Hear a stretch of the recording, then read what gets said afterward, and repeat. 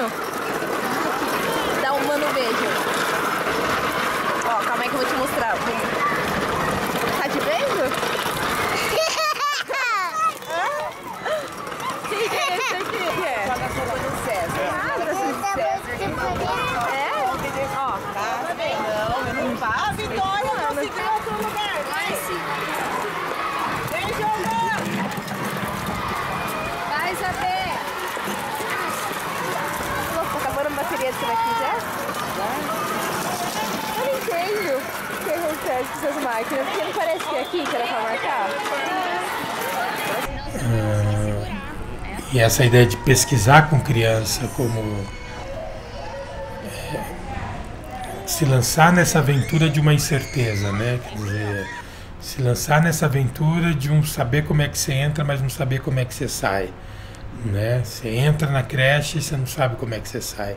Você pode sair com o teu óculos quebrado, né? Você pode sair com tua roupa babada, né? Quer dizer, e você pode sair desmontado das tuas certezas em relação a uma série de coisas, porque as crianças vão povoando esse universo de imagens que vão desfocando, focando, que vão tirando algumas certezas das coisas, né? Então essa é uma questão que acho que talvez valha a pena, né? Assim, que a gente tem trabalhado, assim, em alguns momentos a gente tem pensado um pouco essa coisa das pesquisas muito, né? Até já escrevemos alguns textos, a ideia da pesquisa como experiência, né? Experiência no sentido de algo que você se lança numa aventura, você se lança numa travessia, né? Experiência como algo que te toca, que te afeta, que te recorta, que te atravessa, né? Não uma experiência no sentido do experimento, né? Quer dizer, estar com essas crianças não é fazer um experimento. Um experimento para eu comprovar a certeza de uma determinada teoria A, B ou C dentro da psicologia do desenvolvimento, ou da educação, ou da filosofia. Mas estar com essas crianças é, em certo sentido, uma experiência de pesquisa, né? Uma experiência, e talvez isso que o Walter chama de uma pesquisa infantil, né?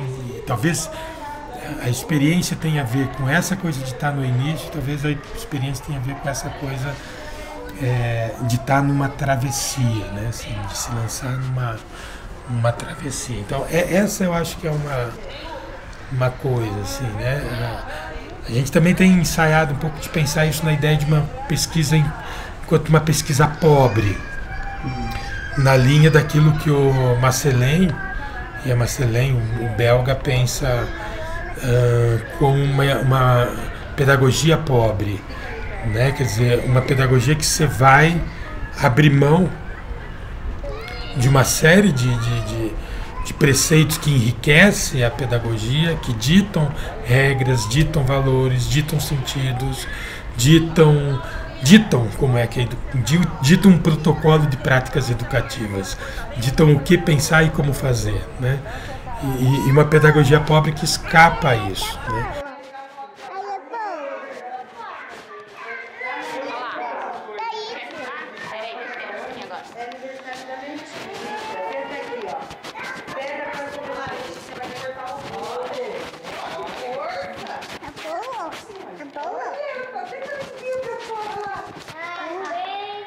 Vamos sentar lá que a tia vai dar o bolo lá. Ah lá, vamos sentar lá, a tia vai dar o bolo agora para comer. Eu não peguei para eles comerem, peguei só para pegar no bolo. Não, deixa. Vamos sentar lá. Vai sentar lá para ganhar bolo. Vamos sentar lá para ganhar bolo. Que eu sinto assim, ao ver as imagens poucas que eu estou vendo e a apresentação que tu me fazes do projeto, que ele de alguma maneira exige repensar ou resituar nossa relação com a infância, e que ele é interessante na medida em que ajuda a recolocar perguntas de alguma maneira infantis, como o que significa pesquisar, o que é a infância, para que vamos à escola, para que para que fazemos pesquisa numa escola, para que fazemos pesquisa com crianças.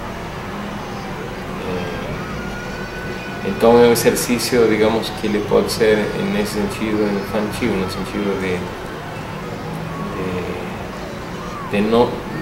de como se fosse começar de novo, né? Como se fosse iniciar como se você estivesse pesquisando pela primeira vez. Como se você não tivesse visto nunca mais, como se fossem as primeiras fotografias que você vê, o primeiro filme que você assiste. Ou seja, o convite é a se situar numa posição infantil em relação com o que fazemos, com a educação, com a pesquisa, com a tecnologia, com a fotografia, com o cinema. Eu penso que a força de um trabalho como esse está pela maneira em que ele nos permite e nós nos deixamos ingressar na infância, nos deixamos, nos corremos um pouco de dizer, bom, eu não vou estudar aqui como que a criança tira fotografia, não vou estudar, digamos assim, a qualidade da foto, o ângulo, o tipo de objetos, o foco, enfim, coisas técnicas. Mas eu vou tentar ver essas imagens infantilmente, ou seja, vou tentar pensar com elas como se nunca tivesse pensado. Elas não têm um sentido, nem um sentido prévio, por exemplo, uma intencionalidade, sei lá, do cineasta, né, quero filmar, pegar aquele ângulo, né, ela não tem nem essa intencionalidade prévia e me parece que também não tem nenhuma intencionalidade que vai se dando ao longo da própria filmagem, né? Parece que a maioria dessas imagens, sobretudo as filmagens, é quase que como uma câmera como uma extensão do corpo, né? Em alguns trabalhos a gente tem chamado aqui de câmeras corpus, né? Porque é como se a câmera pulsasse, né? Assim, como se ela tivesse uma vida, um corpo próprio, né? Então parece que a câmera vai ganhando isso. E corpos câmeras, né? Porque é como se os corpos das crianças fossem câmeras, né? Assim.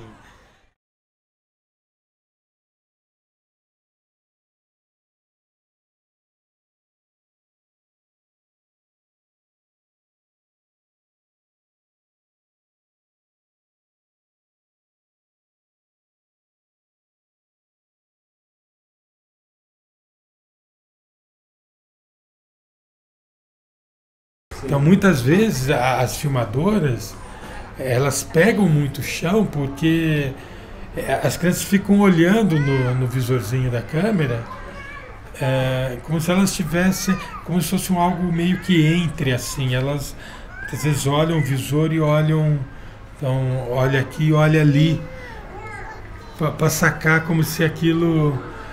Eu não sei...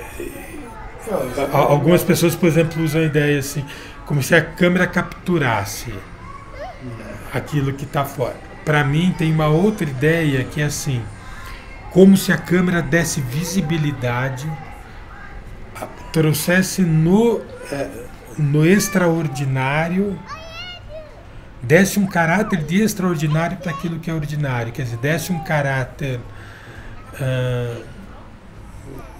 de arte, por exemplo, naquilo que está no campo comum. Sim, sim. Então, sei lá, o teto da escola aí, por exemplo, ele está aí, só que, por exemplo, ele está aí o tempo todo. E me parece que a arte tem um pouco a ver com isso. Eu não sei, né? Você que é da arte, né? Assim, me parece que a arte é um pouco isso, quer dizer, a bicicleta está lá na rua. A hora que eu foco a bicicleta, tiro uma foto, filmo a bicicleta, eu dou uma visibilidade para aquilo que está no cotidiano, está no uso comum da coisa. E que a gente nunca prestou, a gente não presta atenção na bicicleta que passa na rua. Está no ordinário, mas se torna ela extraordinária, né? Então, porque é um pouco assim, ela é comum, só que a hora que você dá visibilidade para a coisa, no caso das crianças, elas dão visibilidade para um monte de coisas que a gente não presta atenção. Por exemplo, acabou de passar aí um pente no chão. Tinha um pente no chão. O máximo que pode acontecer é na escola uma professora passar e tirar o pente do chão, para a criança não tropeçar, por algum tipo de cuidado. Mas a gente não dá aquela visibilidade do pente no chão. Então uma tela toda, o pente no chão, pá, assim, o pentezinho no chão. Então essa é uma das coisas que eu não sei, né, que eu observo com as imagens das crianças. Não sei se você é em contato, né, aquela imagem que a gente viu agora há pouco, do teto da escola. Você ter aquela visão, nós adultos, a gente tem que se esforçar, deitar no chão. O Benjamin tem Walter Benjamin tem uma discussão que é assim: as crianças veem um mundo que, para a gente poder ver, a gente tem que se esforçar muito. Por exemplo, os porões, ou esse teto da escola. Os porões. Um adulto, para ver o que está num porão de uma casa, tem que abaixar, se esforçar. Uma criança está na altura do olho dela. Mas, por exemplo, o que eu ia dizer é que tem uma coisa, por exemplo, do ponto de vista da educação, né, você tem filho na escola, sabe disso, você é professor, sabe? A gente tem um verdadeiro fascínio pelo sentido. É como se o sentido ele fosse necessário. Então, assim, ou o sentido tem que estar na imagem, olha aqui, filmou isso, os lápis na porta da sala de aula, ou o sentido tem que estar numa foto bonita, olha que bonita o rostinho da criança, olha que bonito a árvore, ou esse ângulo e tal, né? Ou o sentido, se não está aí, muitas vezes ele está atrás da imagem produzida.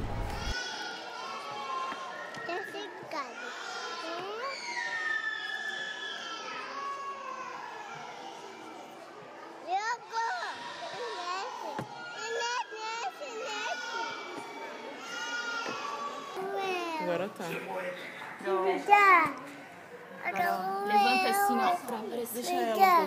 Deixa ela um pouquinho. Depois a sua vez, tá? Tá bom? Olha lá, levanta ela. Aqui.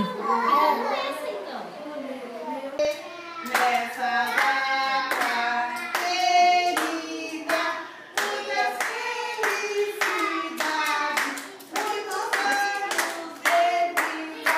Parabéns pra você, nessa data querida, muitas felicidades, muitos anos de vida. E pra Letícia nada! Então como é que é? É pique, é pique, é pique, é pique, é pique. É hora, é hora, é hora, é hora, é hora.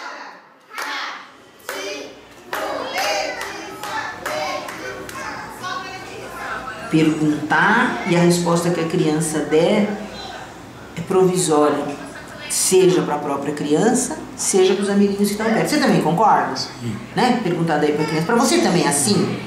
E as crianças poderem, sabe, ter um alívio, que talvez na casa dela tenha alguma lei fechada, religião, mas que na creche não. Na creche a gente pode pensar como a gente quer. As crianças têm que ter essa clareza, não existe verdade única. Preta, cinza, branca, azul, vermelha, de repente um borrão, de repente está ali uma coisa preta e de repente essa coisa parece que volta a filmar, mas na verdade não estava parando de filmar, aquilo faz parte do filme, né? Tem algo nisso, João, que é interessante, né? Assim, que nas discussões na escola, na prefeitura, assim, me parece que acho que é algo que a gente deve cuidar um pouco na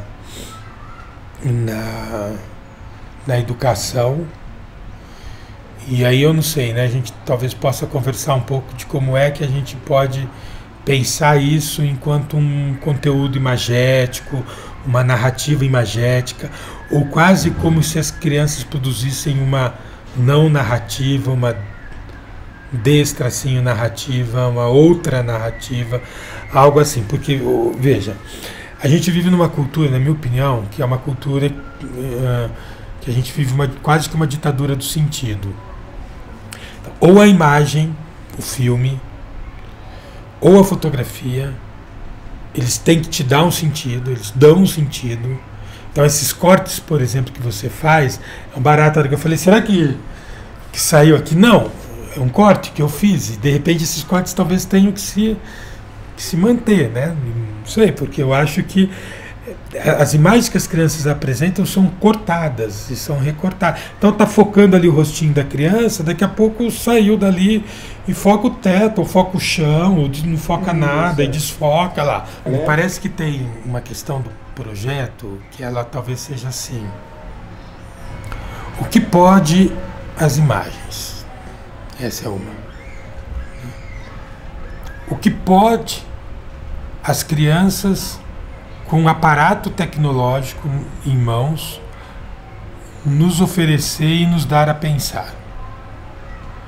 O que pode as crianças com aparato tecnológico na mão que produzem imagens que nos oferece oportunidade de deslocar dos nossos modos de pensar, das nossas certezas, né? Quer dizer, parece que tem algo nisso que é assim, o que pode a imagem e o que podem crianças e professores com aparatos tecnológicos na mão nos oferecerem, né, nos darem a pensar, né, o que pode.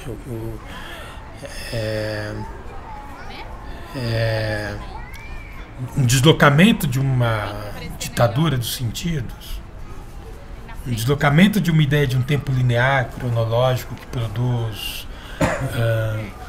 produz um currículo na escola, um currículo dado, um currículo de um tempo adulto imposto, né? Uma relação talvez com o corpo forte que as crianças oferecem, que está subtraída na educação. É forte essa relação com o corpo. E o que pode, que eu não vejo, ou não percebo, ou não me afeto, e outros veem, percebem e se afetam. Esse em geral, é o esquema. Você vai filmar alguma coisa, você vai produzir uma narrativa, né? Aí você vai fazer cinema, então você tem que ter o roteiro, você tem que ter a produção, você tem que ter a organização do negócio, justamente porque a imagem é compreendida dentro de um determinado contexto representacional. E aí, sei lá, o que eu imagino, pelo menos, é que pela cabeça da criança não passe isso, né? O fascínio que elas têm pela imagem é por ser um outro olhar para a realidade. Ou é um determinado olhar, como você estava dizendo, focar uma formiga, por exemplo, que está ali, então vão filmar a formiga, vão olhar a formiga, vão olhar o pé, sem se preocupar se isso está dentro de um determinado enquadramento, se isso faz sentido, se isso produz ou não produz uma narrativa. Então talvez o grande lance do trabalho que as crianças fazem com a imagem seja justamente ensinar pra gente a lidar com a imagem de uma forma não representacional, que pra gente é uma tremenda dificuldade. Então, desde antes de saber ler e escrever, as crianças estão sendo educadas. Então, a imagem é libertadora, é emancipadora, mas é também disciplinadora e construtora da reprodução, né? Se você não estiver atento, a creche é a antecipação da vida na sociedade discriminadora, exatamente o oposto daquilo que nós estamos falando aqui, que nós estamos querendo. E a Liga defende que isso é como o tempo é abordado. As crianças têm um tempo, lá aqueles cronos e cronos, lá aquelas diferenças lá, né? E aí a creche vai disciplinar esse tempo. Todo mundo sentar na mesma hora para aprender o quê? O tempo. A gente tem uma frase de criança, que é? Você que me trouxe? Quem tem uma frase de criança que o relógio que o relógio trai. O relógio trai a gente olha e já passou o tempo que a gente queria que fosse. Mas assim, então veja, o sentido ou tem que estar na imagem ou ele está atrás da imagem. Ah, é o fulaninho que fez para poder ficar bonitinho assim, é uma criança mais desenvolvida, ou para ficar borradinho é uma criança com mais dificuldade. Quando me parece que tem algo na educação que é difícil, educação de um modo geral, tá? Mas que é difícil para a gente lidar é com esses não sentidos que as crianças oferecem. Com essa coisa que ela é mais sensorial, que ela está mais no campo do sensível, que ela está mais no corpo, que ela vai produzindo vertigens, que ela vai produzindo sensações, que se a gente fica aqui o dia todo olhando essas imagens, você sai nauseado no final do dia, né? Quer dizer, e é difícil para a gente lidar com esses não sentidos que as imagens acabam por produzir, né? Aí, pelo menos, aquilo que me ocorre, né? Quando vejo isso e quando vou, levo isso para discutir, assim, como se tudo isso tivesse que ter um sentido. E para mim tem algo assim, há na infância oferta, ou a infância nos oferta a possibilidade de ter, ou nos oferece o incômodo de ter que lidar com o não sentido das coisas, né? E as crianças fazem isso o tempo todo com a câmera, né? Assim, o sentido vai se perdendo, vai borrando, vai desfocando, as coisas não estão dadas a priori, né? Dá pra pôr na bolsa, porque não pode abrir agora, tá bom? Só na hora que for embora. Vem fazer xixi lá, fica aqui.